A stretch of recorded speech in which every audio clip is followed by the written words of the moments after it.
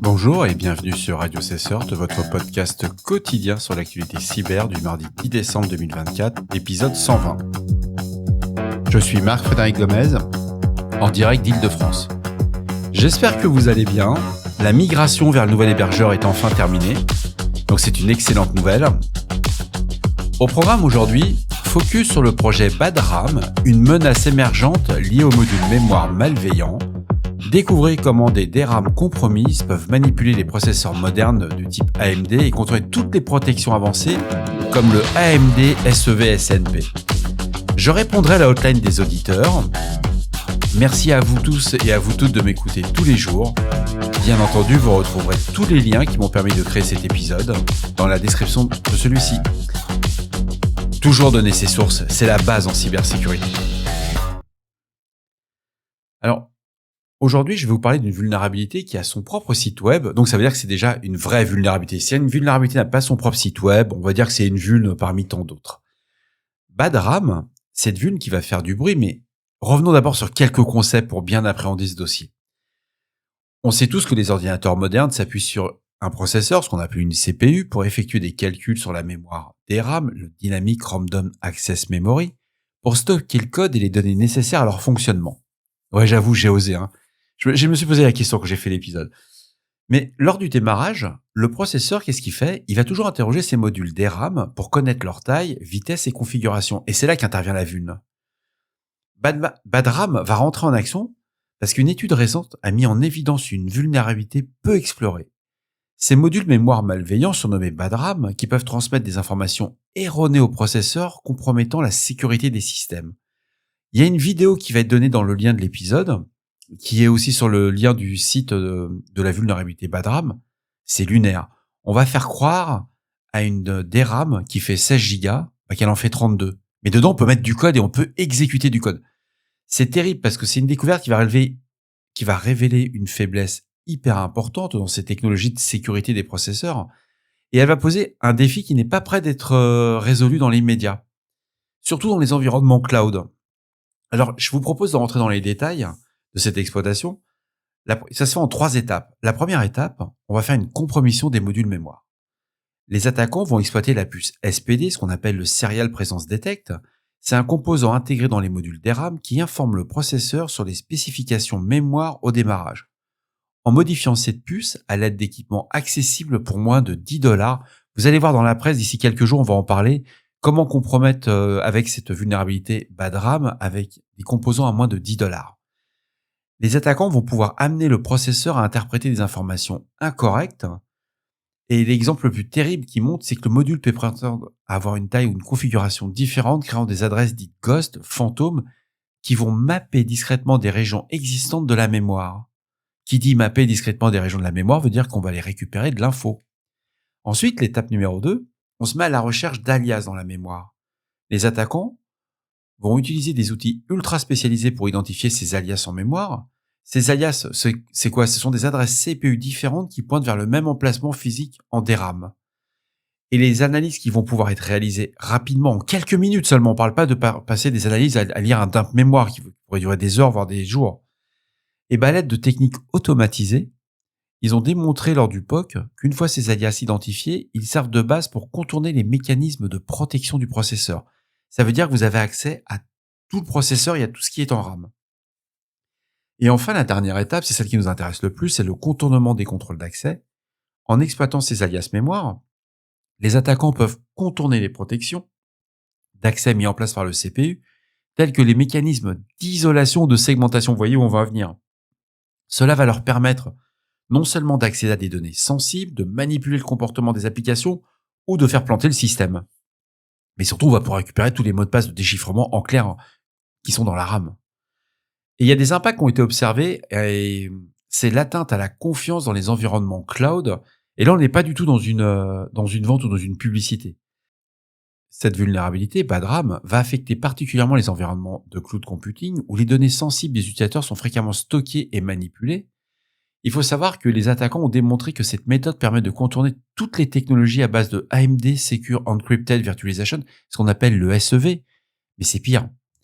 Ils ont réussi aussi à compromettre la version la plus avancée qui est le SEV-SNP, c'est le Secure Nesting Paging.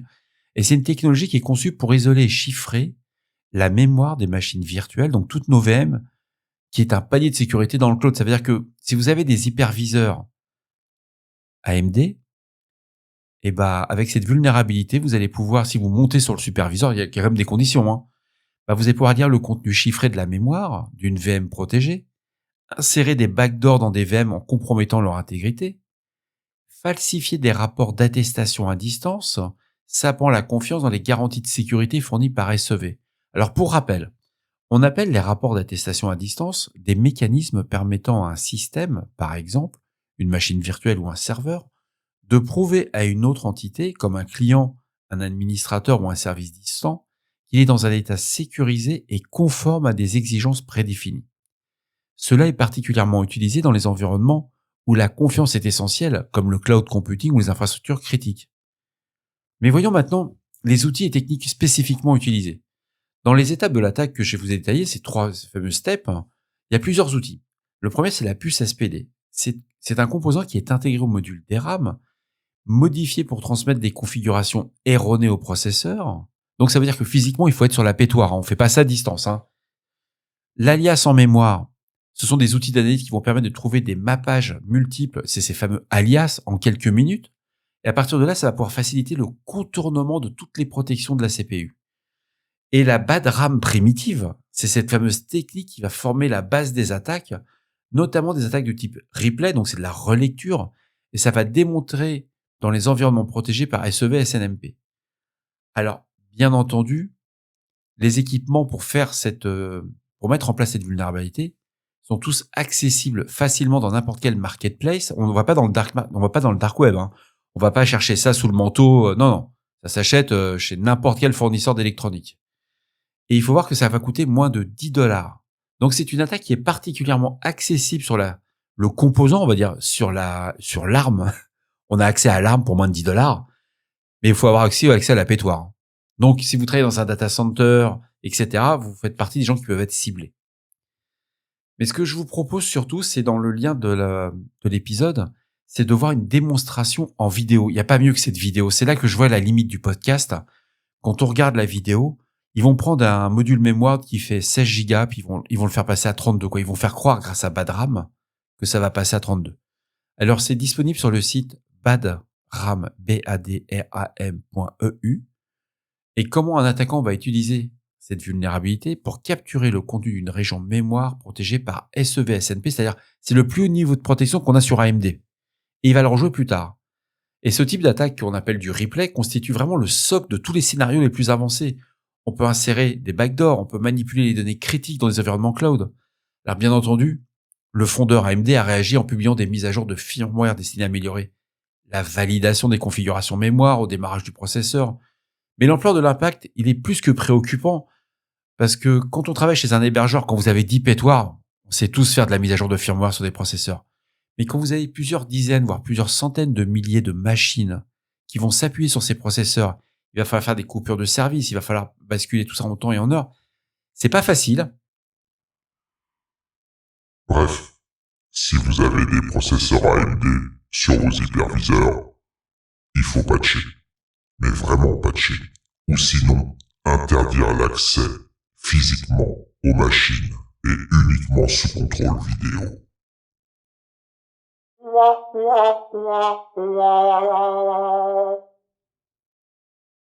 Et maintenant, nous allons laisser la parole aux auditeurs suite à leur demande sur le répondeur de Radio C. Vous voyez, il faut pas être timide. Laissez des messages, c'est promis.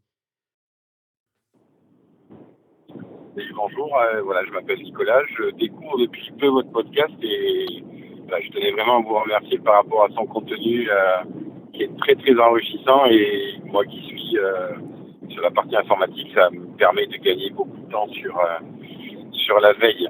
Voilà, je vous appelle justement par rapport à ça. On a de ma part, entre autres, en entreprise, on propose beaucoup de solutions en EDR. Mais malheureusement, je suis même à titre personnel à la recherche d'un EDR, sans pour autant en fait trouver finalement réponse en contactant des éditeurs ou autres de produits qui pourraient être accessibles pour la maison. Donc peut-être que vous auriez une piste pour cette partie-là. Et effectivement, vous pouvez donner mon prénom, il n'y a pas de souci. Je vous remercie beaucoup et bonne soirée. Ça a été rigolo de vous avoir en tout cas au téléphone. Alors merci beaucoup Nicolas pour ce retour. Je vais essayer de répondre sans langue de bois. On voit toujours que tu es dans ta voiture quand même. Tu sais que ça se calcule bien quand même. Donc les solutions d'endpoint, détection et de réponse, ce qu'on appelle les EDR, c'est pas prévu pour des particuliers, c'est principalement été conçu pour des entreprises. Ça vise à protéger plusieurs terminaux, donc plusieurs devices, que ce soit des serveurs, des PC. Ça a des fonctionnalités avancées de détection, de réponse et de rémédiation. Mais toutefois, je dirais qu'il y a quelques outils qu'on pourrait adapter aux particuliers qui existent, mais il y a un sacré niveau, quoi. Ce que je vous propose, c'est de faire un tour d'horizon. Et je tiens à préciser et je le rappelle vraiment fortement, je n'ai aucune action dans les entreprises que je vais mentionner. Il n'y a aucun placement de produit. C'est pas de la collab commerciale pour influenceurs Made in Dubaï. C'est des choses qu'on voit dans la vraie vie, dans la cyber. C'est dommage parce que vu le nombre de boîtes que je vais annoncer, si chacune me donnerait 100 balles, je serais millionnaire à la fin des épisodes de Radio Cesseur. Dans les éditeurs de solutions de cybersécurité qui proposent des outils avec des fonctionnalités proches d'un EDR pour le grand public, les solutions que je vais vous proposer, je les trouve plutôt sympas, mais c'est pas des solutions vraiment, comment dirais-je, complètes. On va pouvoir trouver des solutions à base de détection comportementale des menaces, isolation des processus suspects, analyse des attaques après incident. Alors dans les exemples de solutions, je vais pas vous laisser, il y a Norton 360. Ça va vous permettre d'avoir une protection avancée avec une surveillance en temps réel, pare-feu intelligent et analyse de la menace. Vous avez Bitdefender, Total Security, détection comportementale aussi, anti-ransomware et surveillance d'activités suspectes. Il y a aussi Kaspersky Security Cloud, avec la protection proactive et gestion centralisée pour plusieurs appareils. Vous voyez, on est plus proche de l'antivirus intelligent tel qu'on nous vend depuis des années que de l'EDR. Après, il y a les solutions open source ou freemium pour les petites entreprises, ou les petites TPE ou les consultants qui ont plusieurs équipements à la maison. Donc, il y a certains outils EDR que je dirais, moi, qui sont même orientés TPE, PME. Ça peut être utilisé chez un particulier. Le taux de... Alors, pour Madame Michu, c'est mort. Hein. Ils vont pas utiliser ça. Hein. Mais ils vont vous demander un abonnement. Vous avez CrowdStrike, Falcon Go. C'est une version simplifiée de leur EDR, mais c'est adapté aux petits environnements. C'est pas forcément abordable pour le budget d'un particulier. Il y a Sophos Home Premium. Ça va inclure des capacités de gestion centralisée et de détection comportementale. Mais c'est vraiment l'EDR du pauvre, hein, tout ça. Hein. Après, il y a les solutions open source et outils avancés. Il y en a deux qui en ressortent principalement. C'est Wazoo, qui va permettre l'analyse des journaux, détection, intrusion, surveillance des endpoints. Personnellement, j'utilise du Wazoo. Je l'utilise aussi au taf. Ça marche hyper bien.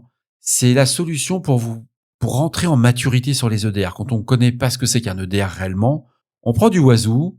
C'est sympa, ça fait le job pour des débutants, puis très rapidement, vous allez passer à une autre solution. Mais si vous êtes un particulier, vous avez 3 PC à la maison, installer une petite instance Wazoo, ça peut être cool.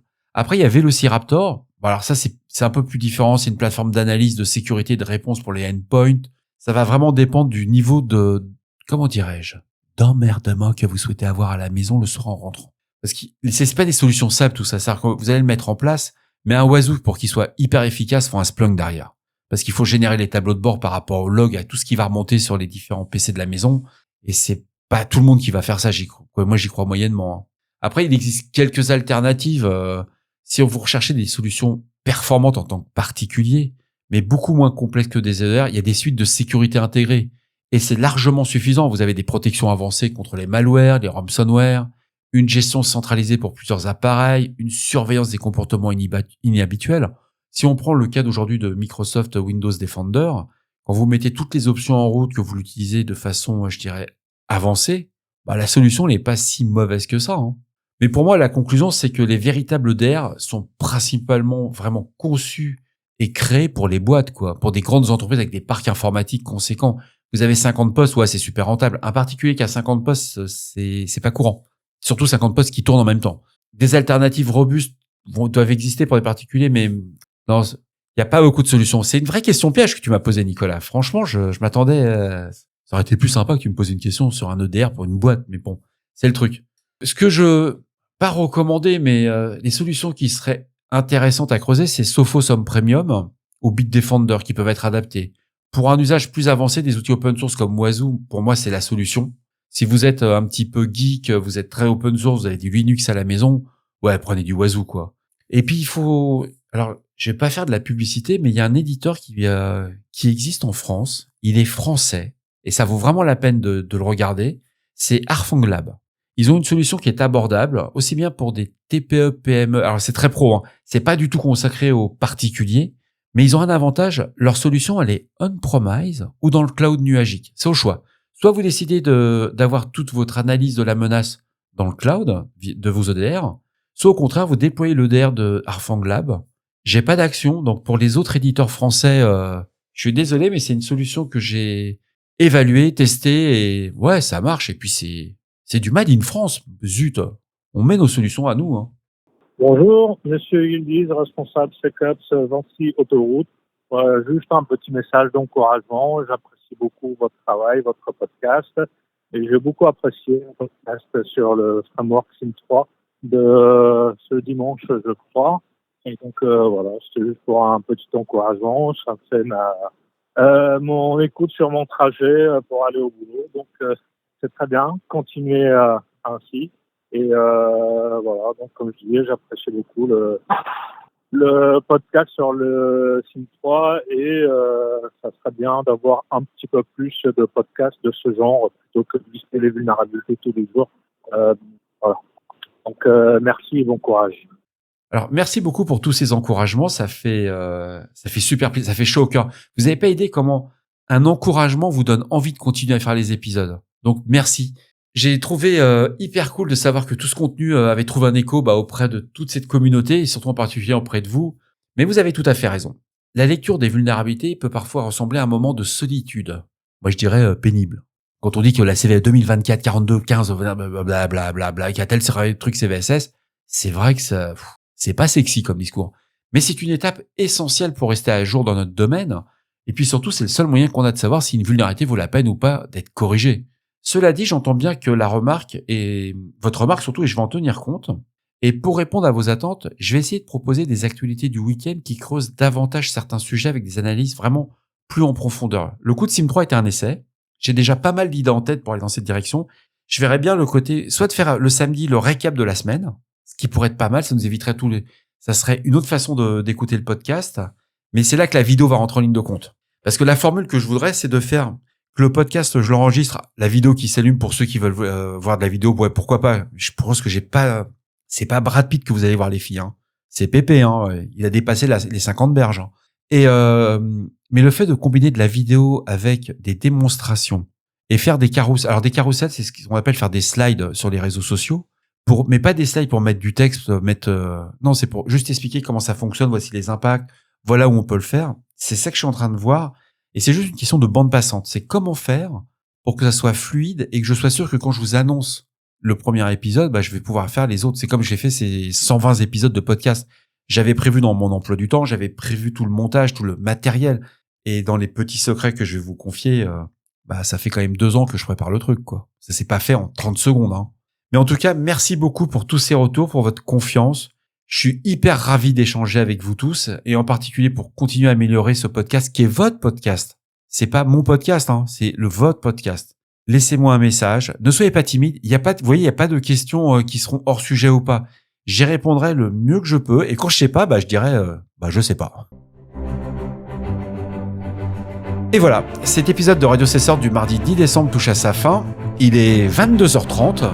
J'espère qu'il vous a plu, qu'il vous a apporté des informations utiles. N'hésitez pas à me laisser vos avis. Je vais revenir à une diffusion le matin à 7h parce que le soir, c'est pas du tout évident. J'ai la voix qui est cassée, ça s'entend bien, j'ai la voix enrouée. Mais j'avais besoin de finir cette fin de migration. Je suis hyper content. 10h n'a fonctionné que ce soir à 19h pour l'épisode d'hier.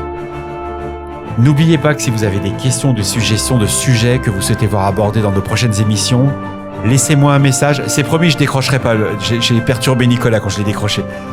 Donc, laissez-moi un message sur le répondeur de Radio Cesseur au 07 68 72 20 09. Je suis là pour vous. Prenez soin de vous. À demain pour un nouvel épisode.